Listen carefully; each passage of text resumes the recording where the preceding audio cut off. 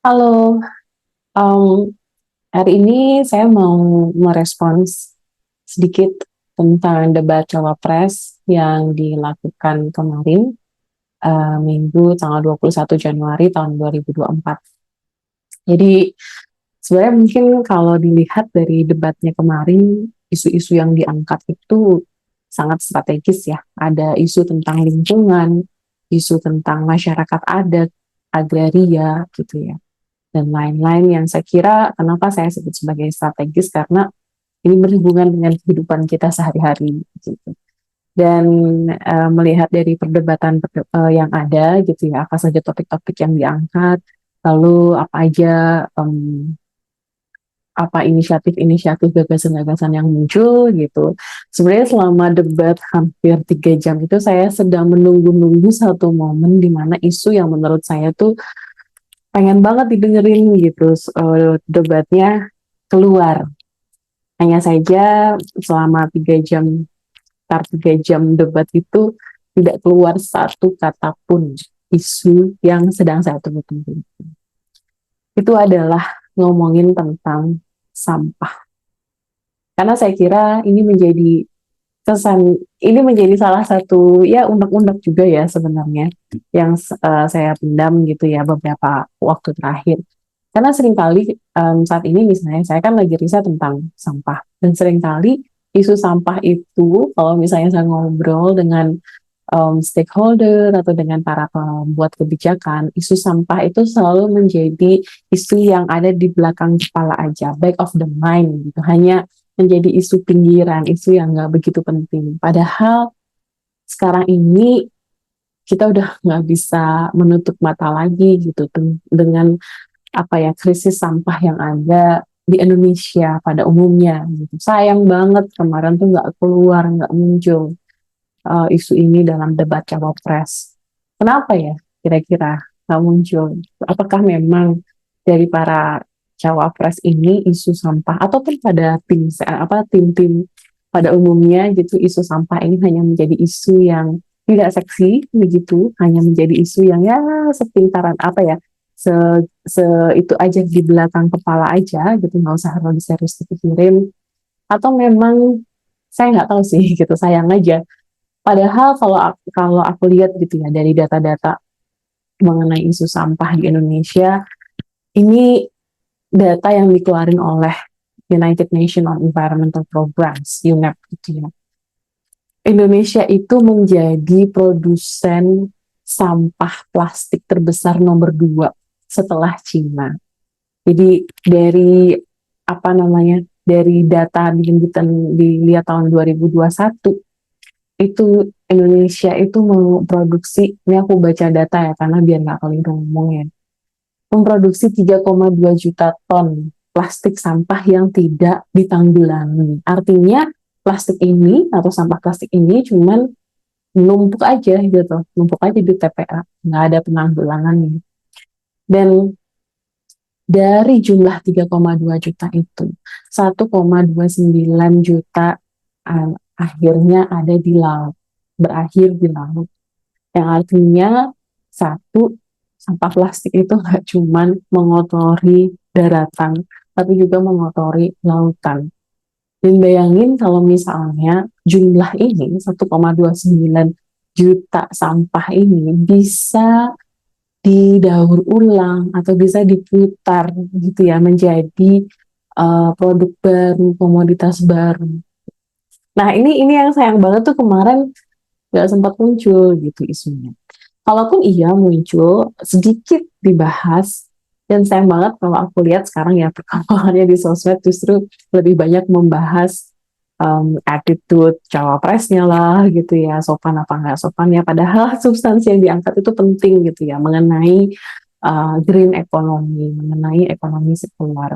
Itu yang aku sayang banget. Kemarin sebenarnya pas keluar apa jawabannya atau termsnya mengenai ekonomi sirkular aku seneng banget yes akhirnya dibahas gitu cuman pas ditunggu-tunggu perdebatan berikutnya kok nggak ada yang ngebahas tentang salah satunya nih tentang sampah gitu ya agak disayangkan aja ya kemarin tuh karena apa dari apa yang aku pelajarin gitu beberapa waktu terakhir ini isu sampah ini menjadi isu yang kalau boleh dibilang krisis, sangat kritis gitu. Dan di satu sisi yang lain, selain sampah ini menjadi masalah kita semua di depan mata, ini juga sebenarnya udah ada beberapa inisiatif yang aku perhatiin ya, inisiatif terus pebisnis gitu ya, orang-orang yang bergerak di bidang industri pengelolaan sampah di Indonesia tuh udah ada beberapa. Artinya udah ada momentumnya nih bagi aktor-aktor yang bisa berperan positif pada pengelolaan sampah. Sayang aja kalau nggak ada keseriusan gitu ya, nggak disambut gayungnya oleh pemerintah dengan dibuatkan regulasi yang lebih produktif, regulasi yang lebih konstruktif, mendorong ekosistem pengelolaan sampah yang lebih bagus. Terus yang kedua tadi ngomongin masalah udah sangat kritis. Yang kedua udah ada aktor-aktornya. Dan yang ketiga ini yang nggak tahu ya, kalau aku lihat gitu, isu sampah ini sebenarnya sangat dekat dengan isu perempuan. Perempuan dan isu ibu-ibu. Saya sebagai ibu-ibu gitu ya merasa isu sampah ini menjadi kalau boleh dibilang uh, aktivitas sehari-hari, pengelolaan sehari-hari yang berperan, yang berpusat pada peran besar dari perempuan. Misalnya, kalau dalam isu ngomongnya sampah rumah tangga, gitu. Seringkali, kalau misalnya dalam sampah rumah tangga, yang ngurusi itu perempuan dari hulu ke hilir, nggak cuma ketika buang sampah, tapi juga ketika mikirin mau membeli sesuatu, apakah mau pakai packaging plastik atau enggak, atau ketika mau belanja gitu ya, atau mau memilih sesuatu, membuat keputusan yang sadar, apakah keputusan ini akan bikin aku lebih nyampah apa enggak. Nah itu seringkali ya nggak menafikan ada juga laki-laki, tapi lebih berat perannya pada perempuan. Artinya sebenarnya ada kesempatan gitu ya untuk memberdayakan perempuan terutama dalam uh, dalam ekosistem pengelolaan sampah ini. Terutama misalnya mengajak perempuan untuk lebih aktif gitu melakukan proses-proses pembuatan keputusan yang lebih ramah lingkungan. Nah itu. Jadi kemarin tuh sayang banget padahal kita udah ngomongin tiga aktor alam, manusia dan Tuhan gitu ya. Sayang banget alam ini nggak digali lebih dalam dalam debat kemarin. Terus ini juga terkait dengan isu sampah. Kemarin aku juga sebenarnya sedikit mengharapkan lebih banyak diskusi mengenai ekonomi sirkular gitu. Kenapa? Karena sebenarnya ada beberapa salah kaprah yang aku tangkap gitu ya tentang ekonomi sirkular ini. Kalau boleh dibilang dari riset yang aku jalanin gitu ya, nanti linknya aku kasih di bawah. Ekonomi sirkular itu setidaknya ada 5 pilar yang penting. Gitu. Yang pertama justru yang pertama adalah recycle, dan aku kira recycle ini sudah menjadi isu yang sering banget dibahas ketika kita bicara mengenai ekonomi sirkular. Terus yang kedua ada 5 R lain sebenarnya yang penting, yaitu reuse. Jadi sebelum sampah plastiknya itu diubah, ada juga konsep untuk reuse, bisa nggak ya dipakai lagi. Terus yang ketiga itu rethink, memikirkan kembali, perlu nggak ya aku membeli sampah plastik ini. Terus yang keempat itu ada reduce, mengurangi, gimana ya caranya aku mengurangi sampah ini. Dan yang kelima itu adalah repair, bisa nggak ya aku perbaiki lagi gitu supaya nggak semuanya jadi sampah dan dibuang. Nah itu menurutku 4 prinsip yang masih belum banyak dibahas karena kebanyakan kalau ekonomi sirkular masih didominasi oleh prinsip recycle. Padahal kalau mau menerapkan ekonomi sirkular itu masih ada 4 prinsip R yang lain loh. Gitu. Salah kaprah yang pertama. Terus salah kaprah yang kedua yang aku tangkap adalah mengenai siapa aktornya gitu ya. Nah kalau aku lihat dalam peraturan peraturan pengelolaan sampah, seringkali yang masih menjadi aktor utama atau fokus utama itu adalah sampah rumah tangga. Dan belum banyak yang memberikan konsentrasi gitu ya, fokus pada sampah industri komersil. Padahal sampah industri komersil ini juga berkontribusi sangat besar. Sampah industri komersil itu seperti apa sih? Sebenarnya kan sampah-sampah yang dihasilkan oleh pedagang-pedagang UMKM gitu ya.